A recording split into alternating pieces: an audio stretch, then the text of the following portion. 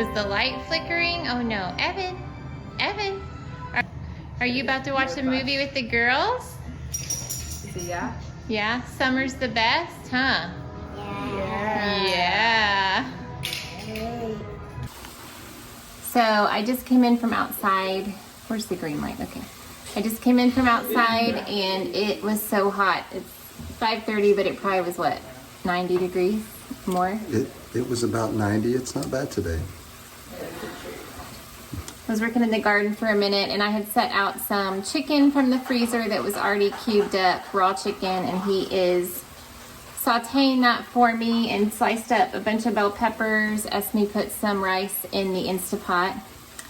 It's just, we only have 3 kids this week because our Everett went to stay with my sister. So, and I'm gonna use this, let me see, where is it? I know. Okay, I bought this gluten-free Szechuan sauce at Azure Standard in my last order.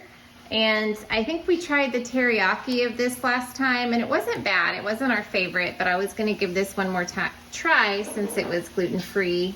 And a lot of sauces use wheat as a thickener, so we're gonna hope for the best with this. He's just sauteing this in some sesame oil and sliced up 3 colored peppers.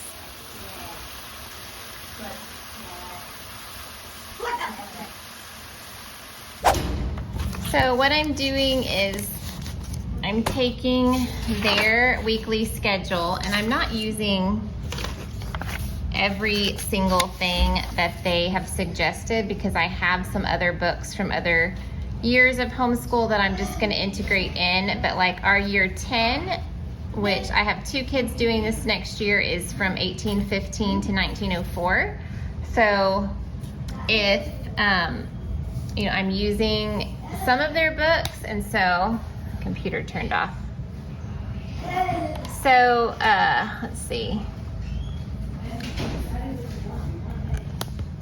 So I'm just taking and, you know, have 36 weeks of school, and I'm taking book by book, and this is history, so just writing that in, and then if there's any historical links or documents or speeches or movies to watch, I'm adding those in. I've been doing it subject by subject, year by year.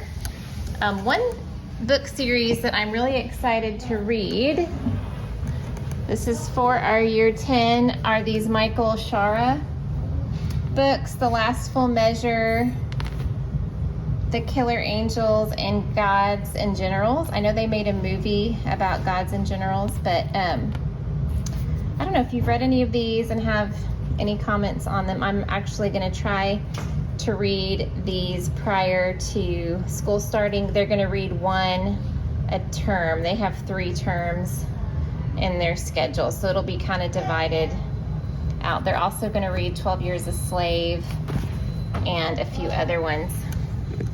So all I've done is take down the books from last year, and then this is not really organized. I have year 10 here and year 12 here. Those are the 2 years I'm doing with my 3 high school students.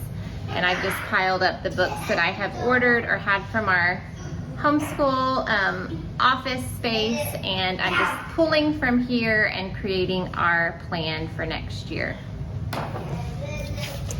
Here is Evan's little cart, and then he has a whole closet of things, but the goal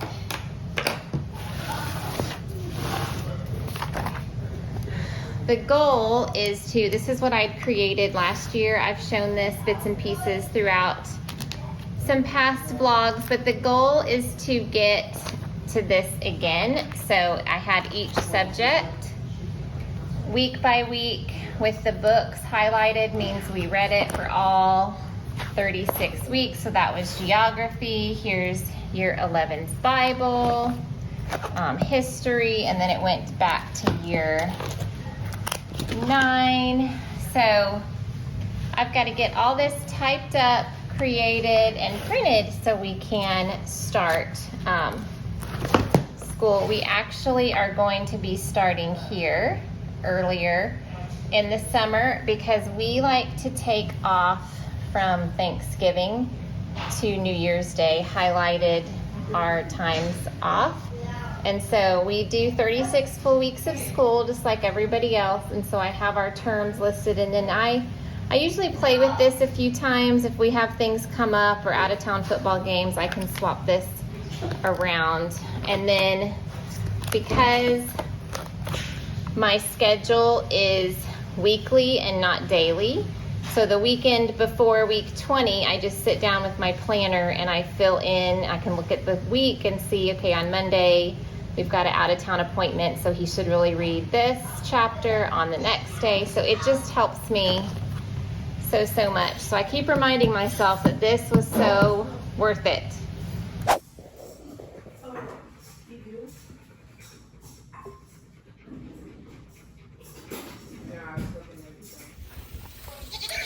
Okay, that dinner was spice. Woo! Coleman out. Can you call Coleman? He is not allowed in my garden.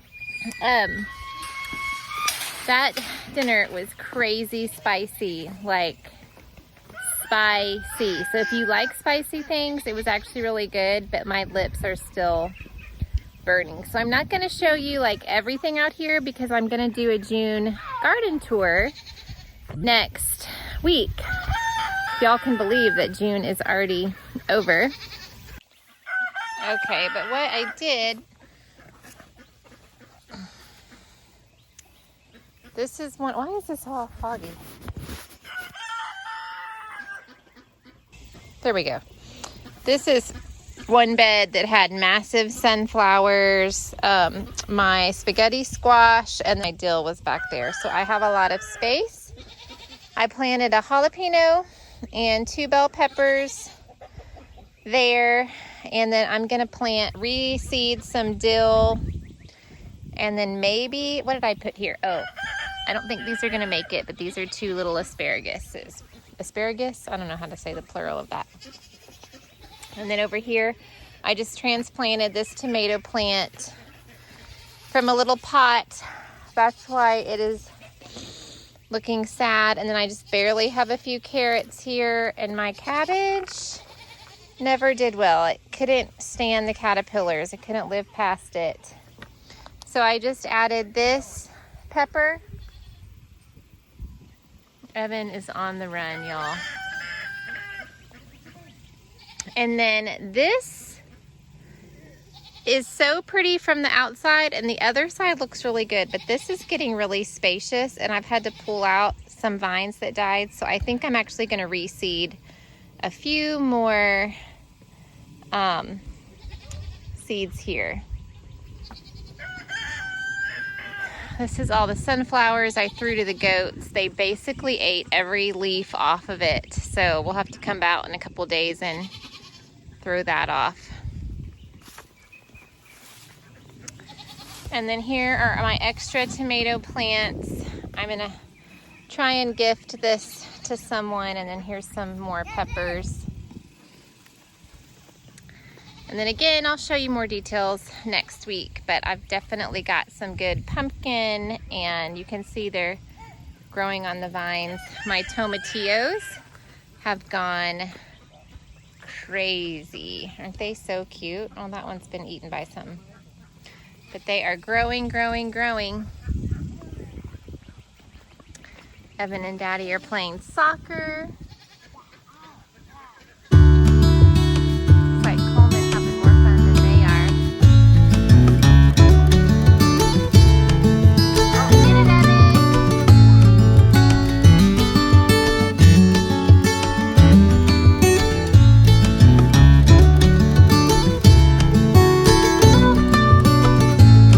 Are you wrestling the dog?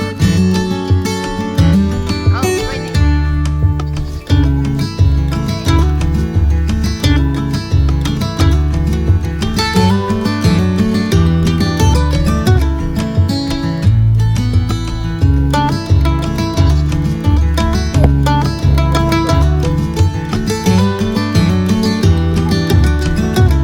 Kick it.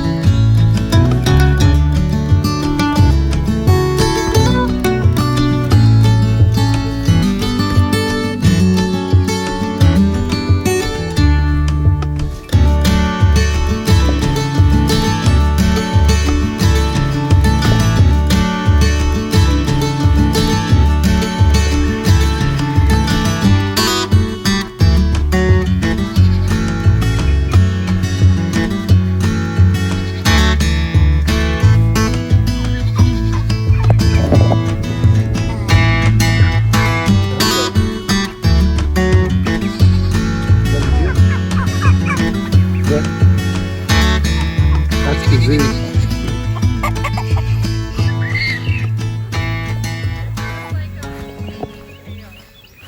I'm not even lying. What the heck is it? Look at its pointy tail. What the heck is that? It's Look at this tail on this side. It has like it's like in a cocoon, darling. You think it's like a moth or something? Yeah.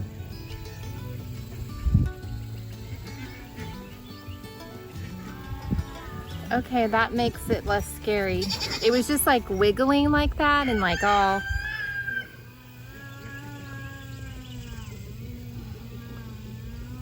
It's like an alien. Should I put it right here? I don't know, it really creeps me out. I'm gonna put it right there. All right. Good luck to you, my friend. This is a marigold I grew from a seed. Be excited, y'all. It's got a good root ball there.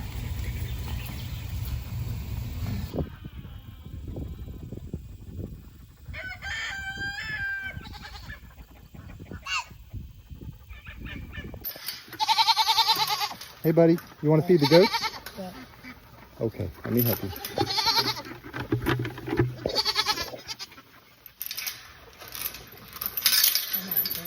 All right.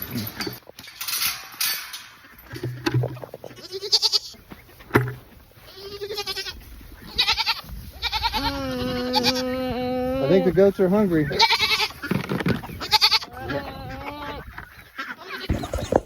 Okay.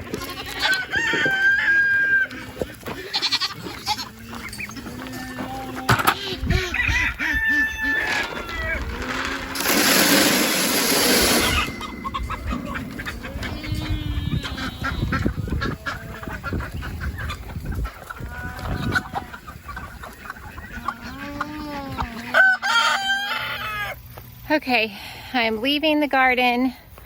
I have a harvest in my shirt and some pretty zinnias. And I'm hoping that Evan has already had his bath. I've just been tired this week. I had my second iron infusion, and I kind of sat and chatted for that and never got it into a video, so I will insert that here. But I'm gonna go ahead and close out this video. Thanks for coming along with us today, and we will see you real soon. Bye-bye. I just got my second iron infusion just now. I have iron deficiency anemia and have to have it treated. I really can't go more than 6 months without multiple infusions. So, I mean, it doesn't, I usually don't feel much, but today, I just felt kind of weird. I don't know. I just felt a little bit anxious in there. I think my IV, it wasn't in the wrong spot, but it was burning a little bit, so I was getting really worked. So I think just being tense for that long. The nurse was sweet. She checked it, but it was okay, and it was still running, and I definitely didn't want her to pull it and have to re-stick me. So I got through it, and then you come outside and it's 100 degrees and you just feel like you can't catch your breath. I'm about 30 minutes from home. It's 4 o'clock. Esme wanted lasagna soup, which it sounds so hot for soup, but she rarely requests anything, and it is really yummy. So it's in the Instapot, and I already have the meat cooked, the Italian sausage cooked, so it's probably an easy idea. Evan, I told Brian I was gonna sit in the car for a few minutes before I drove home just to make sure I felt okay. So that's why I thought I would just chat with you and catch up. Evan had his second day of swim lessons today, and he did so good. I don't think I've shared this at all, but we have been having some behavior struggles with Evan, and there are a lot of challenges with behavior in people with Down syndrome. And I think from what I've been reading and just my understanding of Evan, the communication barrier causes him to get really frustrated, and he doesn't handle transitions well. Like even transitions into good things, like when one activity moves to another, or even the simplicity of getting out of the car. Like he can be happy in the car and then get out and want to go do the next thing, but then that just like sets him off. So lately it's just, I don't know what it is. Like he's just had a harder time and has gotten upset really quickly. And y'all know Evan, just from what you've seen, he is precious, darling boy. So it's been a lot emotionally for us to just navigate. So I've been spending some time in the evenings just reading some clinical studies and reaching out to some other parents that are also parenting kids with Down syndrome, and my conclusion is the same after, that struggles are normal, as with all kids. Evan is a kid first, so just trying to figure out how to redirect him. So that has been just emotionally exhausting, and I've shared before that the child does not sleep, which is also a common finding in people with Down syndrome. And so I'd really been praying about it and seeking the Lord, just God give me wisdom. Doctors have been a great help, but they don't even know what to do. Like his sleep habits are so erratic, and he's on a lot of prescription medication for sleep, which has always bothered me. But then I know without sleep, his development, his behaviors, like he has to have sleep to grow and, be productive. So it was sort of like the lesser of two evils. But lately, we had upped his medication a few months ago, and I think he was at kind of the max dosage. He takes 2 different medications at night. And in the mornings, with all this behavior challenges we've had, I've started to kind of think that maybe he is feeling groggy in the morning. Like I could tell he was tired, but that maybe it was medication related. When you take like a sleep aid and you wake up and you just still feel like yucky and not rested. So he hadn't been sleeping well anyways. So I was like, why are we giving him all this medication if it's not working? So we have cut the dose. He was taking 3 pills total, and we've cut it down to 1.5, like of 2 different medications. And he woke up this morning ready to play. So I think it's a good fit. I'm also trying to not give him his medications until later in the evening, hoping that he'll sleep a little bit later. And then,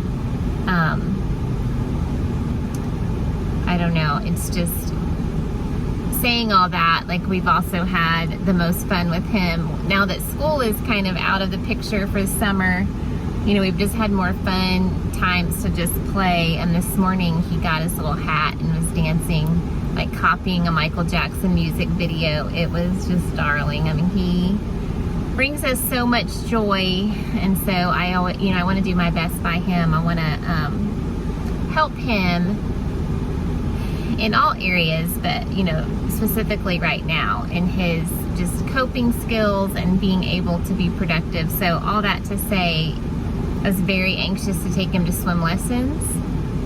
He's almost 60 pounds, and when he decides that he wants to do something or doesn't want to do something, it's a very physical process. Like, you know, obviously with a pool, I cannot allow him to get into the pool until it's time and stuff. And so I just had a lot of anxiety about it. And the first day wasn't terrible, but it wasn't beautiful either. Like during swim lessons, he loved it because he was, you know, it was one-on-one with a private teacher.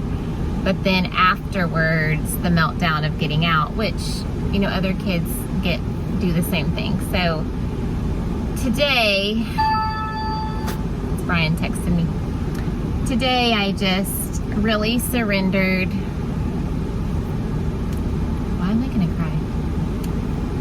Really surrendered all of that to the Lord, and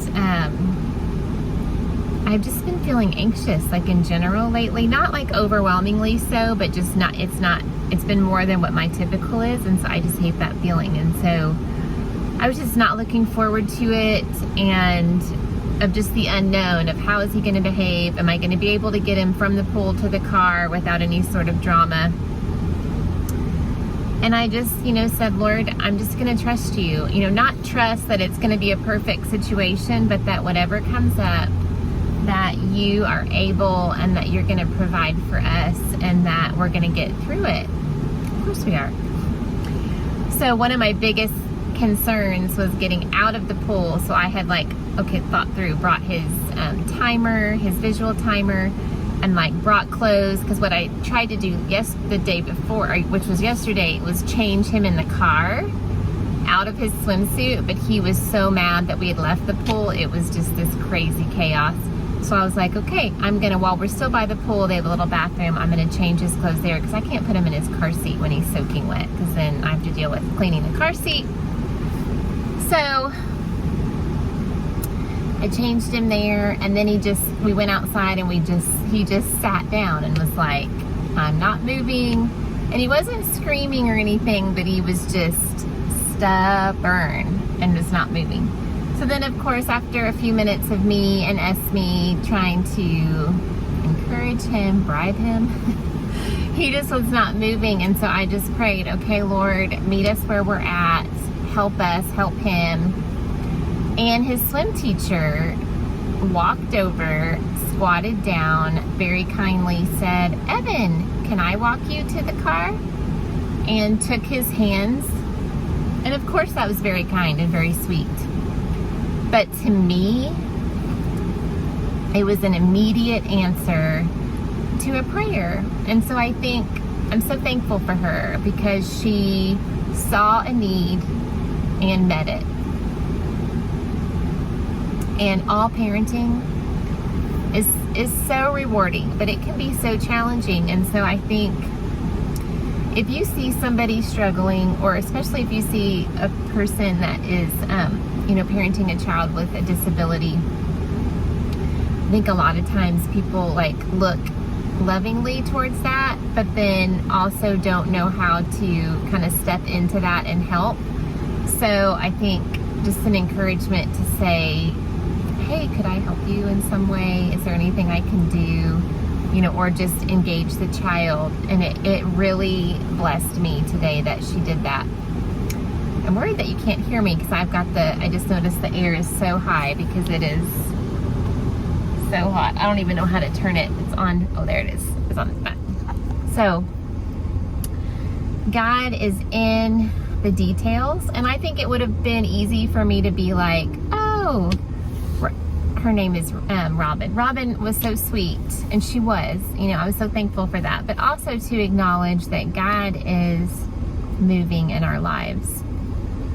So I came home, and we had a rocky transition from the car into home, and then we started playing. So I've just been really encouraged and trying to remind myself that God's goodness is not based on my circumstances. Like, He is good. He is for me. He loves me. And no matter what is going on, from the simplicity of getting my sweet boy to walk from one place to another to enormous things, you know, like the death of our son Ezra, like God is here and He's with me. So I've also, you know, y'all know I just sent Isaiah off to the army, and so I've just felt like really emotional, almost to a ridiculous point.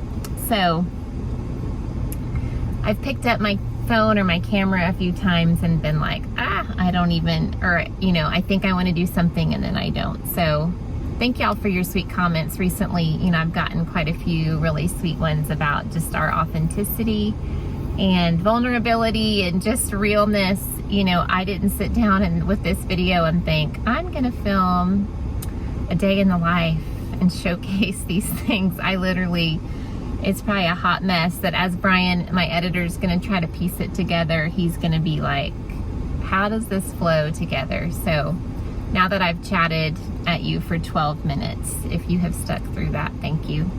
And I feel better now. You know, when you get that iron pumped through you and then the needles, now I feel like I've talked to a friend and can drive home and I just feel more myself. So thank you guys. Thanks for being here. Thank you for being just a friend.